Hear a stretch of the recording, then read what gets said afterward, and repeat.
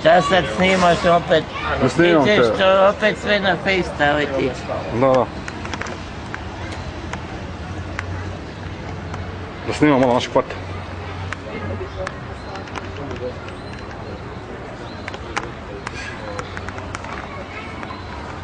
Snimaj sam sebe.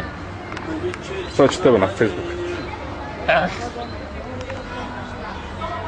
Gledamo reklamu za ove kafiće.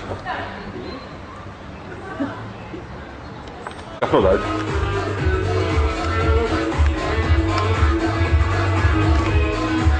Moćemo, vani snimiti.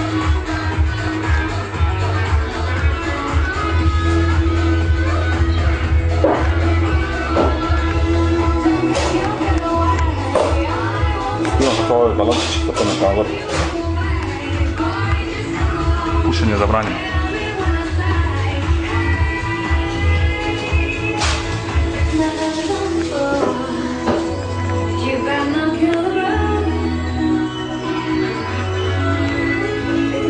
Ajde Bernardo. Koliko si pio danas popio?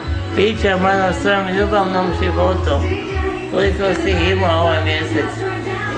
Jasno, vrsno. Samo Cura. Desanka Šakić. A ti? 0 bodova. Opet snimaš, ti si neki reporter. Pa ćemo večeras dovesti neke žene. Ti je Buš naručio, da.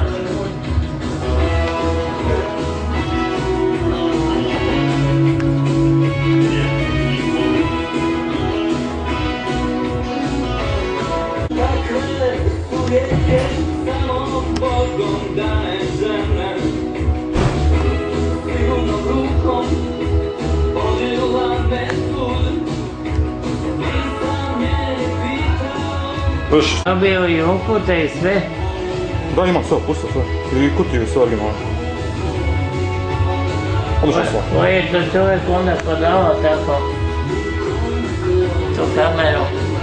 Čuš, ja ti kupim samo dobre stvari. Za male pare.